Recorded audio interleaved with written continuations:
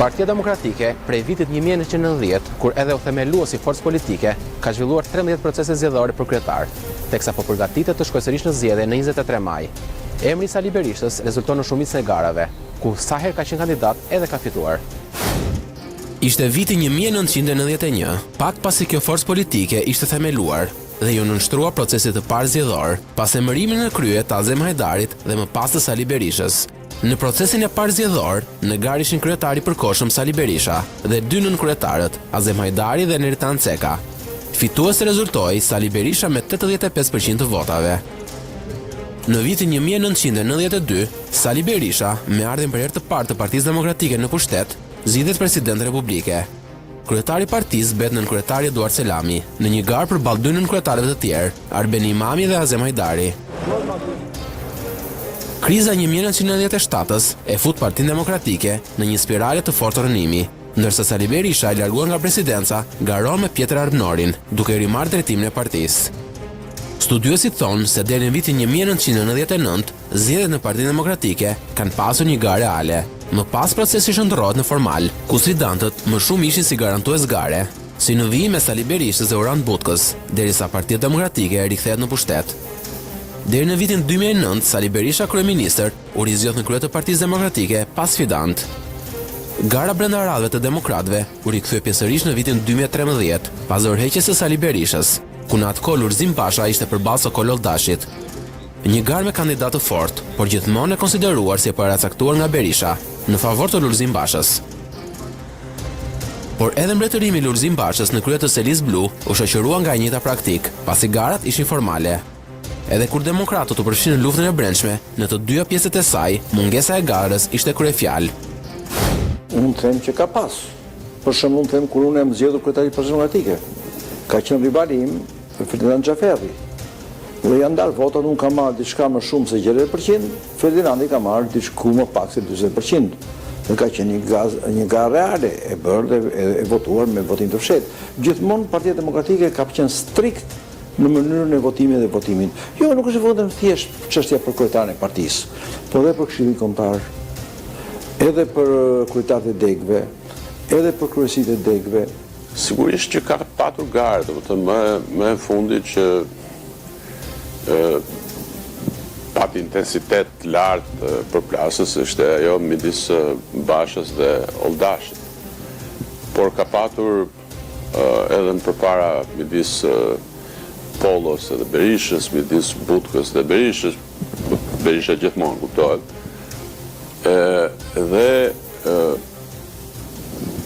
Ajo ishte gara, secila prej këtyre ishte garë, pavarësisht pabarasisë në popularitet, dhe faktit që Partia Demokratike, megjithatë, pra edhe pse kishte garë, apo pse kishte përplasje alternativash, apo vendosje të dy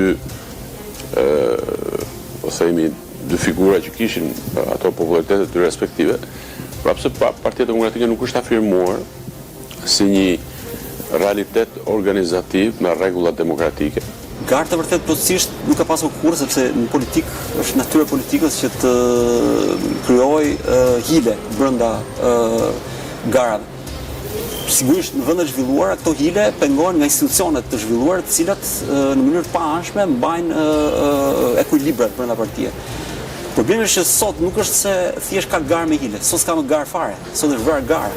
Pra nëse deri diku kishte gara të falsifikuara, sot as garë nuk lejohet më, sepse sot çdo embrion e të vërtetës kërcënon gjithë sistemin që ngren një lider i cili i qëndron aty në mënyrë totalisht arbitrare, totalisht të parësyeshme, totalisht përtej çdo lloj logjike politike. Demokratët do të drejtojnë edhe 23 maj kutive të votimit, një proces dukshëm të paracaktuar. Në ballirin e Partisë Demokratike gjendet i palëvizshëm portreti i Sali Berishës. Një pjesë e shohin si fakt të paluftueshëm përballë Tiranës, një pjesë si mundësi për ekzistencën e tyre në një post a në një tjetër. Ata që do ndryshimin përballë mekanizmit bllokimi, deri në përjashtim nga partia. Pjesa tjetër shkon deri në fatalizëm. Nëse ikën Berisha, nuk ka më Parti Demokratike. Kryetari i Partisë Demokratike, mbas zgjedhjeve 23 majit, duhet vazhdojë të jetë Sali Berisha. Ky është mendimi im i palëkundur, i bazuar mbi zhvillimet politike të gjithë kësaj periudhe, që nga themelimi i demokracisë, mi gjene sot, bitiparet, vetit, aftësit, vullnetin, gjithçka të Berishës, mi gjener aktuale të Partisë Demokratike dhe mi rolin që duhet të realizoj përsëri, si në vitet e para në ballafaqim me një regjim, unë jam i bindur dhe jam në një konkluzion të plot që duhet jetë Berisha, do në kam deklaruar dhe kam të në shumë transparencë, që unë do të votoj për Sali Berishën në 23 maj. Ditët e para të asaj lëvizje, unë Berishën e pash si kryetarin e Partisë Demokratike dhe si liderin e demokracisë shqiptare. Kjo është edhe pa u zgjedhur kryetar, me të filluar lëvizje demokratike, për mua Berisha ishte i vetmi që mund të çonte përpara atë vull të madh të demokracisë shqiptare. Në zgjedhjet e 23 majit në fletën e votimit mund të ishte edhe Ervin Saliani, Evi Kokalari dhe Alesja Balliu, të cilët deri më tani kanë shprehur ambicie publike për t'i zënë vendin Berishës. Sfidante është mohuar pjesëmarrja dhe demokratët po përgatiten që në vend të garës të bëjë referendum. Në stilin e garave të brendshme të Partisë Demokratike, cila megjithatë ka patur edhe momente garet vërtet, po cilët janë me gishta. Natyrisht kjo është një koincidencë paksa e veçantë, duket që zoti Berisha nuk dëshiron as minimalisht të ketë një sfidant, që është rasti i zotit Saliani, dhe në gjykimin tim, kjo është një pande, unë mendoj që ai do të shmang për çari që do të nënkuptonte në të gjithë nivelet e organizimit të Partisë Demokratike ekzistenca një gare qoftë edhe të pabarabartë. Partisë Demokratikës ka pas punë ndonjëherë. Por kjo është tashmë s'ka proces. Zgjedhjet janë interesante sepse janë zgjedhje pa kandidat, ndërkohë që kandidati që ka shprehur vullnetin të kandidojë nuk lejohet të kandidojë. Dhe ndërkohë personi i vetëm që kandidon dhe që me gjas do jetë kryetari i partisë, që është Sali Berisha, me statut nuk lejohet të kandidojë. Pra këtu ka një paradoks të tmerrshëm. Ai që ka të drejtë kandidojë nuk lejohet të kandidojë. Zgjedhjet shkojnë pa kandidat rival, ndërkohë që i vetmi kandidat është ai që nuk lejohet sepse me statut e ka ndaluar për shkak se ka humbur zgjedhjet. Neli Basha ndalon të jetë kryetar partia dhe të kandidojë në çdo lloj rrethane, në mënyrë automatike. Pra që do thotë kjo është absoluteti ku është PD, ku besoj se ka qenë ndonjëherë në parti në këtë gjendje. Në historinë e Partisë Demokratike, garat ku ka marrë pjesë Berisha kanë pasur kandidat formal, e në shumë gara ka munguar rivaliteti. I qartë ishte rezultati edhe me rikthimin e tij në krye të Partisë Demokratike, ku kandidat përballë kishte Ibsen Elezin. 4 vite më pas, gara duket se është vrarë që pa nisur, madje konsiderohet fake nëse do të kishte kandidat. Po përse Berisha shkon në zgjedhje pa kundërshtar? Është dramatike, jemi në 2026 dhe diskutohet a duhet të ketë sfidant apo s'duhet të ketë sfidant, në momentin kur Partia Demokratike ka dalë pas 4 palë zgjedhjesh të humbura. Kështu që situata është me të vërtetë situata e cila është e pa precedent. Problemi që ka Berisha është me faktin që ai është aty në kundërshtim me çdo rregull, çdo parim dhe çdo arsye. Unë kam thënë gjithmonë që Berisha është në luftë me arsyen. Dhe Berisha i druhet çdo lëvizje që është kundër tij, sepse çdo lëvizje e bën atë të dobët. Jo, të zoti Berisha nuk ka shenja frike. Si thash, unë mendoj që ai do të ruaj partinë, që në një moment që është kaq i duket atij për shkak të dobësimit të Partisë Socialiste apo për shkak të skandaleve apo për shkak të fillimit të shumë procese hetimore, të cilat krijuan madje në fillim të vitit idenë se qeveria nuk do ta kishte gjatë, ai nuk dëshiron, supozoj, pande, që pikërisht në këtë moment të nxis qoftë edhe pa vetëdijshmërisht përçarje në të gjitha nivelet. Unë nuk besoj dot që dokush mund ta mund Berishën brenda PD-s. Por Berisha nuk lejon askënd të kandidojë dhe sidomos Saliani, i cili ka dalë kundra, sepse Berisha di shumë mirë që edhe nëse nuk fiton, Saliani do krijojë mundësinë për një fraksion. Dhe në momentin që krijohet një fraksion, ky fraksion prodhon një fluks lëvizje brenda Partisë Demokratike, i cili artikulon të vërteta të thjeshta që i kupton kushdo në atë parti. Dhe Berisha di shumë mirë që të pakënaqësit në parti janë shumë të tepër se sa ata që ndjekin verbërisht Berishën. Berisha kërkoni konfirmim si kryetar partie pas zgjedhjeve parlamentare që i lanë demokratët në opozit, shko në zgjedhje me Nenin Basha mbi supe, që formalisht diktonte largimin e tij automatik nga drejtimi i partisë. Kush je për këtë pyetje?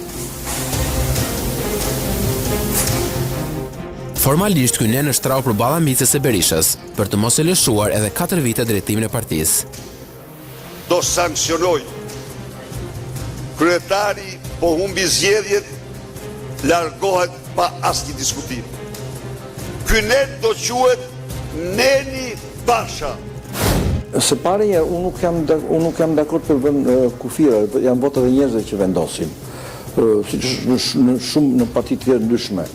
Së dyti, nëse ne flasim për farsa zgjedhore, për zgjedhje të dënuara pastaj edhe nga misione ndërkombëtare, për zgjedhje të rrëmbyera, nëse flasim për një regjim, është tjetër gjë se mund të flitet në një demokraci të vërtet, ku çdo vot ka vlerën e saj, ka peshën e saj, ka numrin e saj dhe respektohet.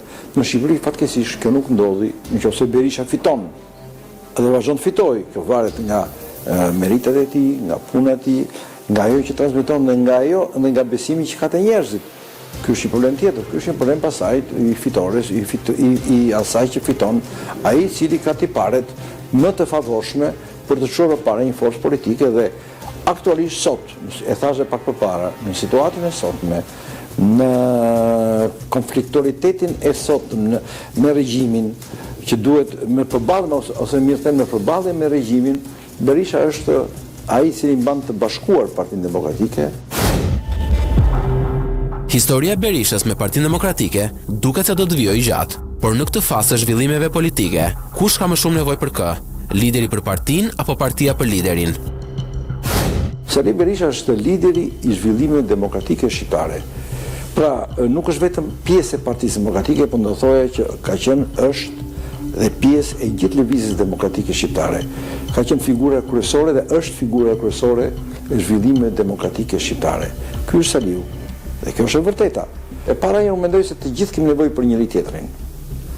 Është një moment ku të gjithë kemi nevojë për njëri tjetrin.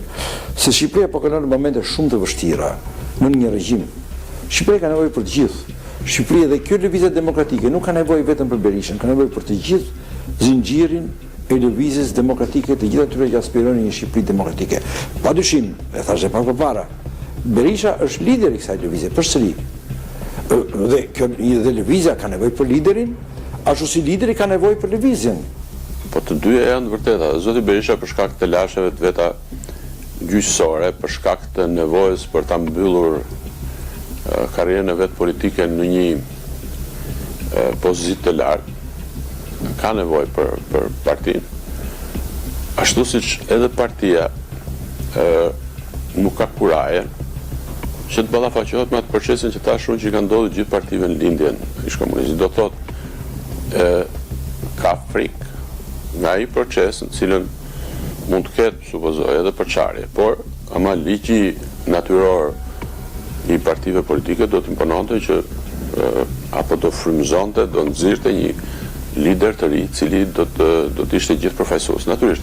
Në gjykimin tim partia s'ka nevojë fare për Berishën, madje përkundrazi. Partia ka nevojë imediate, emergjente të shkëputet nga Berisha. Berisha mban peng partinë dhe mban atë parti jashtë suazave politike, mban atë parti si zgjatim të interesave personale, duke kthyer atë në një parti jo konkurruese për pushtet. Kështu që kjo parti që të bëhet parti duhet pikëparë të largohet nga Berisha, nga klani i tij, nga fryma dhe filozofia që i përcjell dhe të hapet, të shkojë tek njerëzit dhe të prodhojë një alternativë për pushtet, jo një alternativë për të qëndruar përjetësisht për të mbrojtur interesa caktuara individuale apo klanore. Në korridor të Selis Blu, as nuk belbezohet largimi i Berishës, aq sa është krijuar edhe narrativa se nuk duhet menduar për pasardhës në asnjë rrethan. Unë nuk besoj në veprimet mekanike. Liderat nuk është se mendohet dhe thuhet ti do bësh lider. Lideri krijohet vetë. Lideri zhvillohet vetë. Lideri i gjen veten vetë vendin e liderit. Pra, nëse Berisha kur u bë lider në 90-ën, në 91-shin, nuk është se u përcaktuat aty do është lider. Jo, ai doli vetëm pa mbi të gjithë pjesën tjetër që ishte pjesë e Lëvizjes Demokratike Shqiptare. Jam mbajt gjithmonë pikëfamin se edhe një figurë e re, shumë e re, e cila nuk do kishte kohë për tu afirmuar brenda partisë apo në opinion publik, pra se cila figurë e re që ka një minimum populariteti do të mund të çonte Partinë Demokratike në fitore. Partia Demokratike po shkon drejt vetë asgjësimit, drejt vetë shkatërimit. Ishte një sondazh i kohëve të fundit pas cilët Partia Demokratike në bëhesh në zgjedhje sot do shkonte 21%, por ama 34% të popullsisë votuese ishte prirur që të votonte për një parti të re, për një subjekt të ri. Kjo e konfirmon atë që tash unë. Pra, nëse Berisha do të autorizonte, do të lejonte në natyrale afirmimin me figurë të re, unë mendoj që ajo do të ishte fituese. Unë mendoj që partia dhe Berisha janë dy gjëra të ndryshme. Berisha thjesht ka brenda partisë ka frymë berishiste, tek disa militantë të verbër të cilët i shkojnë Berishës pas në çdo gjë që bëjnë, por ata nuk janë partia. Shumë njerëz thonë që me ikjen e Berishës partia do shkatërrohet. Gjithçka mund të ndodhë. Ka parti që edhe shkatërrohen për shkak të përçarjeve të shumta që ndodhin. Por kjo për fajt Berishës, sepse ka shkatëruar mundësinë që ajo parti të ketë institucione. Një parti që të mbahet dhe që të mbijetojë fortunave për plasjeve të brendshme, ndërton institucione, ndërton sisteme gare. Demokracia është sistemi më i mirë për të shmangur konfliktualitetin, sepse gara ruan baraspeshat dhe ekuilibrat brenda strukturave. A do ketë mundësi Partia Demokratike të ndërtojë institucione pas largimit të Berishës? Këtë vlen ta shohim, por ne nuk do ta zbulojmë këtë pa ikjen e Berishës. Ajo që është e sigurt është që me Berishën aty nuk ekzistojnë strukturat, nuk ekziston gara, nuk ekziston institucione, nuk ekziston si parti. Por a ka ardhur koha që Partia Demokratike të ndahet nga Berisha?